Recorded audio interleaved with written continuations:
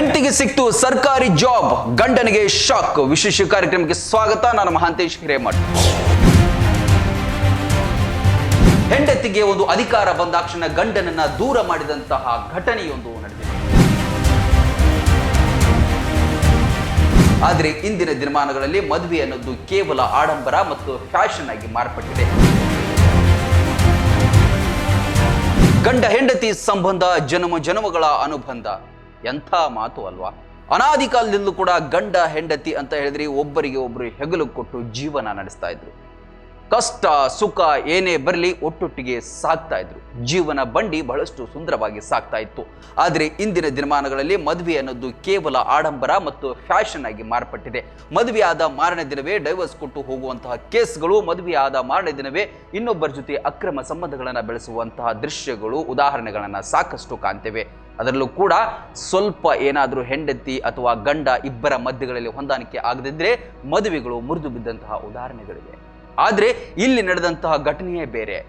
ಹೆಂಡತಿಗೆ ಒಂದು ಅಧಿಕಾರ ಬಂದಾಕ್ಷಣ ಗಂಡನನ್ನ ದೂರ ಮಾಡಿದಂತಹ ಘಟನೆಯೊಂದು ನಡೆದಿದೆ. ಇದು ಆಂಧ್ರ ಪ್ರದೇಶದಲ್ಲಿ ನಡೆದಿರುವಂತಹ ಒಂದು ಘಟನೆ. ಶ್ರೀನಿವಾಸ್ ಮತ್ತು ಜ್ಯೋತಿ ಎಂಬಂತಹ ಇಬ್ಬರು 2012ರಲ್ಲಿ ಮದುವೆ ಆಗ್ತಾರೆ. ಹೆಂಡತಿ ಓದಿನಲ್ಲಿ ಚುರುಕಾಗಿರ್ತಾಳೆ. ನಂತರದಲ್ಲಿ ಗಂಡ ಅದನ್ನ ಗಮನಿಸಿ ಹೆಂಡತಿಯನ್ನ ಹೇಗಾದ್ರೂ ಮಾಡಿ ಇನ್ನಷ್ಟು ಉನ್ನತ ವ್ಯಾಸಂಗ ಕಲಿಸಬೇಕು, ಅವಳಿಗೊಂದು ಜಾಬ್ ಕೊಡಿಸಬೇಕು ಅಂತ ಹೇಳಿ ಹಗಲು ರಾತ್ರಿ ಅನ್ನದೇ ಬಹಳಷ್ಟು ಕಷ್ಟಪಡ್ತಾನೆ. ಹೆಂಡತಿಯನ್ನ ಕಾಲೇಜಿಗೆ ಸೇರಿಸ್ತಾನೆ.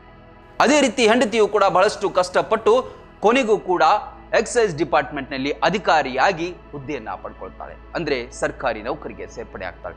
ಇಲ್ಲಿಂದ ನೋಡಿ ಹೆಂಡತಿಯ ಅದೃಷ್ಟ ಬದಲಾಯಿತು, ಗಂಡನಿಗೆ ದುರದೃಷ್ಟ ಹೆಗಲೇರಿತು. ಯಾವಾಗ ಹೆಂಡತಿಗೆ ಒಂದು ಗೌರ್ಮೆಂಟ್ ಜಾಬ್ ಸಿಕ್ತೋ ಆ ನಂತರದಲ್ಲಿ ಗಂಡನನ್ನ ದೂರ ಮಾಡೋದಕ್ಕೆ ಶುರು ಮಾಡಿದ್ರು. ಹಂತ ಹಂತವಾಗಿ ಆತನಿಗೆ ಹೀಯಾಳಿಸೋದು, ನೀನು ಕಲ್ತಿಲ್ಲ ಅಥವಾ ನೀನು ಹಾಗೆ ಹೀಗೆ ಅನ್ನುವಂಥ ಚುಚ್ಚು ಮಾತುಗಳನ್ನು ಆಡೋದಕ್ಕೆ ಶುರು ಮಾಡ್ತಾಳೆ. ಇಷ್ಟೇ ಅಲ್ಲದೆ ಅವಳು ಹೇಳಿದ್ಲು ಅಂತ ಹೇಳಿ ಒಂದು ಉನ್ನತವಾದಂತಹ ಅಥವಾ ಒಂದು ಪ್ರತಿಷ್ಠಿತ ಬಡಾವಣೆಯಲ್ಲಿ 50 ಲಕ್ಷ ರೂಪಾಯಿ ಕೊಟ್ಟು ಮನೆಯನ್ನು ಕೊಂಡ್ಕೊಳ್ತಾನೆ. ಅದನ್ನು ಕೂಡ ಹೆಂಡತಿಯ ಆಸೆಯಂತೆಯೇ ಗೃಹ ಪ್ರವೇಶವನ್ನ ನೆರವೇರಿಸ್ತಾನೆ. ಇಲ್ಲಿ ಆಕೆ ಗಂಡನ ಮನೆಯವರನ್ನ ದೂರವಿಡೋಕೆ ಶುರು ಮಾಡ್ತಾಳೆ.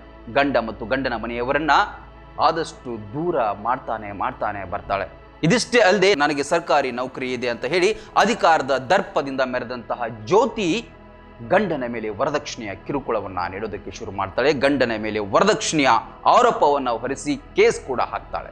ಬಹುತೇಕವಾಗಿ ಹೆಂಡತಿ ವರದಕ್ಷಿಣೆಯ ಕಿರುಕುಳದಿಂದ ನರಳೋದನ್ನ ನೋಡಿದ್ದೇವೆ. ಆದರೆ ಇಲ್ಲಿ ಗಂಡ ನನಗೆ ವರದಕ್ಷಿಣೆಯ ಕೊಡು ಅಂತ ಕಿರಿಕಿರಿ ಮಾಡ್ತಾ ಇದ್ದಾನೆ ಅಂತ ಹೇಳಿ ಹೆಂಡತಿಯ ಗಂಡನ ಮೇಲೆ ಆರೋಪವನ್ನು ಹೊರಿಸ್ತಾಳೆ. ಹೇಗೂ ಅಧಿಕಾರ ಇದೆಯಲ್ವಾ, ಅವಳು ಹೇಳಿದ್ದೇ ನಡೆಯುತ್ತೆ ಅನ್ನುವಂತಹ ಮಾತುಗಳು ಬಹಳಷ್ಟು ಕೇಳಿ ಬರುತ್ತೆ. ಹಾಗಾಗಿ ಗಂಡನ ಮೇಲೆ ಚುಚ್ಚು ಮಾತುಗಳು ಕೇಳಿ ಬರುತ್ತೆ. ಇದೇ ಸ್ಥಾನದಲ್ಲಿ ಒಂದು ವೇಳೆ ಆ ಗಂಡಸು ಇದ್ದಿದ್ರೆ ಈ ರೀತಿ ಕಿರಿಕಿರಿ ಕೊಡ್ತಾ ಇದ್ರೆ ಅದರ ಕಥೆನೇ ಬೇರೆ ಆಗ್ತಿತ್ತು.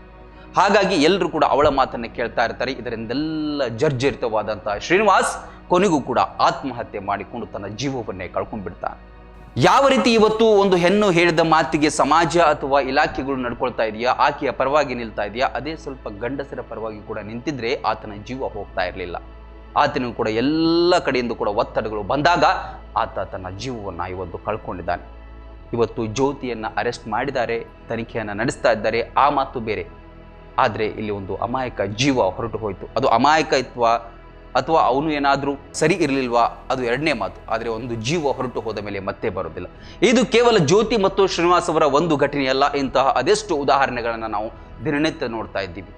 ಕೆಲಸ ಬಂದ ಮೇಲೆ ದಕ್ಷ ಅಧಿಕಾರಿಯಾಗಿ ವಿನಯತೆಯಿಂದ ಕೆಲಸ ಮಾಡುವಂಥವಳು ಅಹಂಕಾರದಿಂದ ಮೆರೆದು ಇಲ್ಲಿ ತನ್ನ ಗಂಡನ ಜೀವವನ್ನೇ ಹೋಗುವ ಹಾಗೆ ಮಾಡಿದಾಳಲ್ವಾ.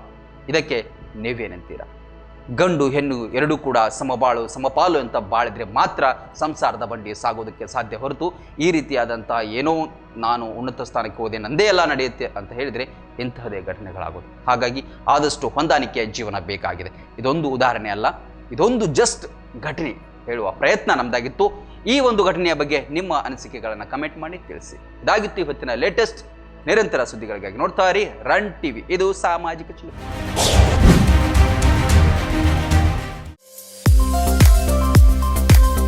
ಬಾಗಲಕೋಟ್ ಜಿಲ್ಲೆಯ ಬೀಳಗಿ ತಾಲೂಕಿನ ಬಾಡಗಂಡಿ ಎಂಬ ಪುಟ್ಟ ಗ್ರಾಮದಲ್ಲಿ ಆರಂಭಗೊಂಡ ಎಸ್ಆರ್ ಪಾಟೀಲ್ ಶಿಕ್ಷಣ ಸಂಸ್ಥೆ ಇಂದು ನರ್ಸರಿಯಿಂದ PUC, BSc nursing, BSc allied courses, BAMS Ayurvedic, MBBS ಒಳಗೊಂಡು ಹೆಮ್ಮರವಾಗಿ ಬೆಳೆದಿದೆ.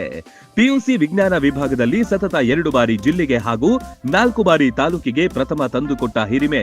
NEET, JEE, KCET, banking, CA foundation ಕೋರ್ಸ್ಗಳಿಗೆ ವಿಶೇಷ ತರಬೇತಿ ಒಂದೇ ಸೂರಿನಡಿ ಲಭ್ಯ. ಉತ್ತಮ ಹಾಸ್ಟೆಲ್, ಗುಣಮಟ್ಟದ ಊಟ ಉಪಹಾರ, ಮಕ್ಕಳ ಸರ್ವತೋಮುಖ ಅಭಿವೃದ್ಧಿಗಾಗಿ swimming pool, indoor outdoor stadium, gym, music class, ಚಿತ್ರಕಲಾ ತರಬೇತಿ ಸೇರಿದಂತೆ ಅನೇಕ ಸೌಲಭ್ಯಗಳಿವೆ. ನುರಿತ ಬೋಧಕರು, ಲ್ಯಾಬೊರೇಟರಿ, ಶಾಲಾ ವಾಹನ, ಸುರಕ್ಷತಾ ದೃಷ್ಟಿಯಿಂದ ಸೆಕ್ಯೂರಿಟಿ, ಸಿಸಿಟಿವಿ ಅಳವಡಿಸಲಾಗಿದೆ. ಹಚ್ಚ ಹಸಿರಿನಿಂದ ಕಂಗೊಳಿಸುವ ಕ್ಯಾಂಪಸ್ ವಿದ್ಯಾರ್ಥಿಗಳ ಮನಸ್ಸಿಗೆ ಮುದ ನೀಡುತ್ತೆ. ಅತ್ಯುತ್ತಮ ಶಿಕ್ಷಣಕ್ಕಾಗಿ ಹಿಂದೆ ಸಂಪರ್ಕಿಸಿ ಬಾಪೂಜೆ ವಿದ್ಯಾಸಂಸ್ಥೆ.